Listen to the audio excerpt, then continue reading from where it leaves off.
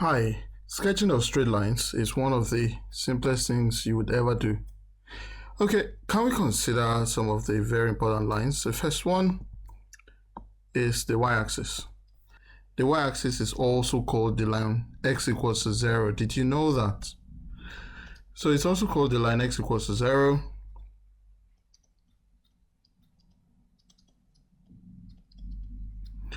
Okay, so if this is 1, for instance, and then you had a course to draw a line through x equals to 1, guess what that will be called?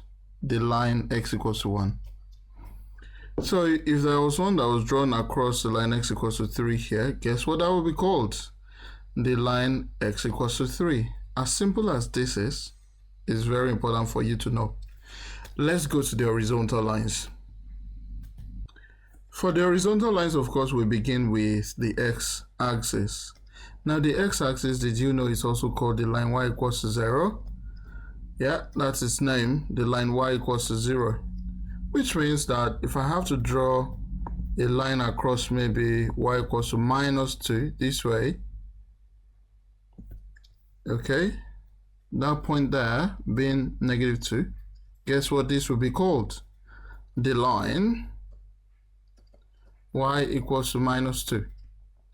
Okay, if I have to draw a line maybe across y equals to 4 this way, it will be called the line y equals to 4.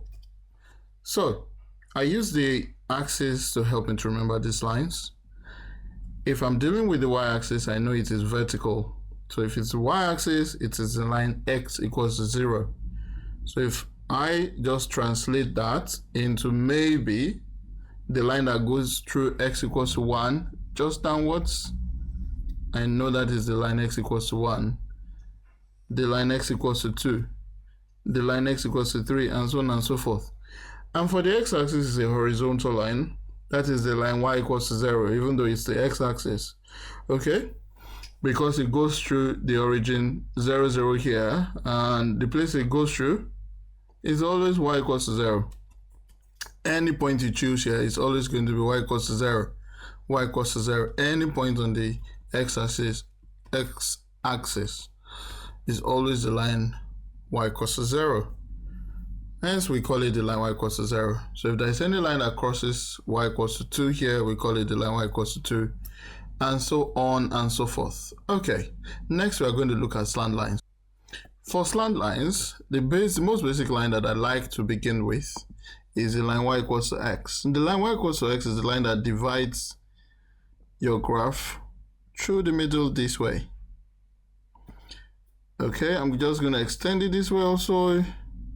It's right through the middle, right there. Okay, you have to see that I made sure it passes through these corners. That's very important. And here's why.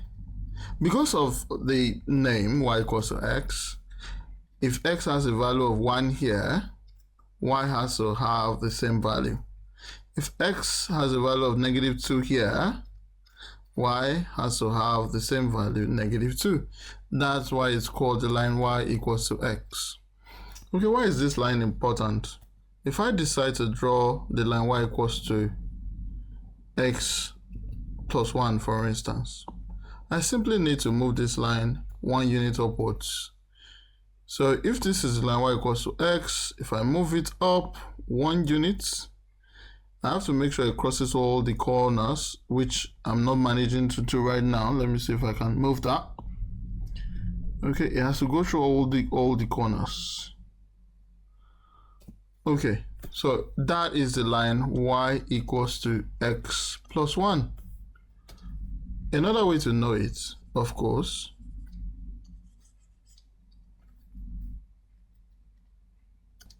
the next line I want to discuss are the lines that are in the form of y equals to mx. Okay, now I don't know if you know this, but lines generally are in the form of y equals to mx plus c. Okay, even if it's not stated in that form, you can always write it in that form, y equals to mx plus c.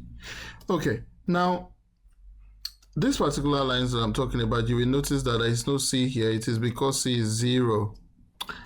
And that means that this C here, okay, the next type of lines we want to deal with are lines that are slanted. They are not strictly horizontal or strictly vertical. They are slanted. And such lines are in the form of y equals to mx plus c. Okay, now this m here is called the gradient. We are not going to consider that today, not in this video anyway. This c here is called the y-intercept. The y-intercept is simply where the line crosses the y-axis, y-intercept. So if I draw a line and it crosses the y-axis this way, then that point there will be the y-intercept. Okay. Now, for the simplest type of line, for the simplest type of this line, I'm going to consider the line y equals to mx. Okay, m is any number in this case. All right.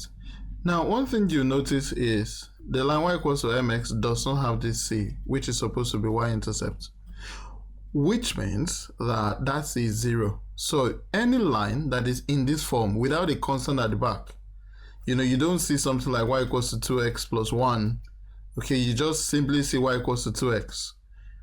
No plus 1. If you see any line like that, just know that the constant is 0. Okay, which means that it must have crossed the origin. That point in the middle there where two lines meet is called the origin. Okay, so any line that is in this form, y equals to mx, is a line that crosses through the origin. So if you want to sketch it, first thing you do is mark the origin. If you mark the origin, you need just a single point more, and then you have the line that you're looking for. So as the example I've written up here is y equals to 2x.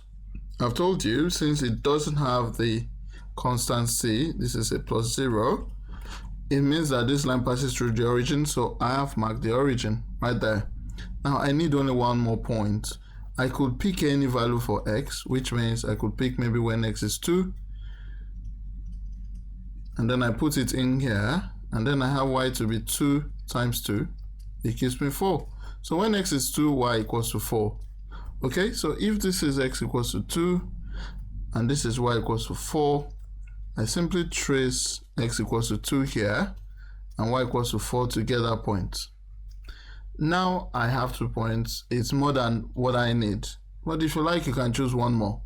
Let's look at when x is equals to -1. You put it into this formula. You have y equals to 2 times -1, okay, which gives you -2. So that's this point. When x is -1, this is -1 here. Y is -2 right there. So you just look at the point where both of them meet, and that is this point here. Now I have three points. It's sufficient for me to draw my line. So I'm just going to do that. And my line is drawn. I have to be very careful to look at where this line goes through. Okay, so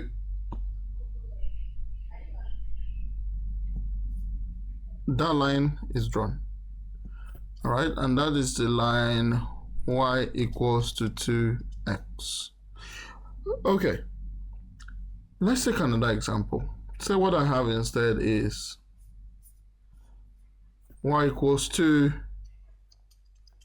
2x plus 3. So that is what I have. Now this particular line does not go through the origin, but it goes through y equals to 3. As you can see there, it goes through y equals to 3. So let's mark that. How do I know? That is the y-intercept. I've mentioned that before. That is the y-intercept. That is where your line crosses the y-axis. Now I need, again, just a single more point. However, I could do 2 more if I want. Okay, so maybe I choose when x is 1. Okay, when x is 1, right there, what do I have? I put 1 in here, And I have 2 times 1, which is 2 plus 3, that is 5. I get y to be 5. That will be right there.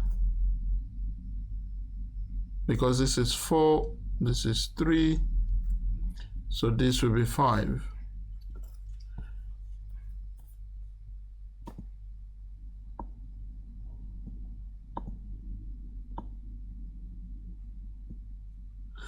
Okay, what about when x is negative 1? When x is negative 1, what do I find out? So I have y equals to 2 times negative 1 plus 3. And I have y equals to negative 2 plus 3, which gives me 1. So when x is negative 1, y is 1. That's the point right there. Now you can see that the 3 points will align. And all I just need to do is to draw a straight line that cuts through the 3 points. Care must be taken that I draw it properly.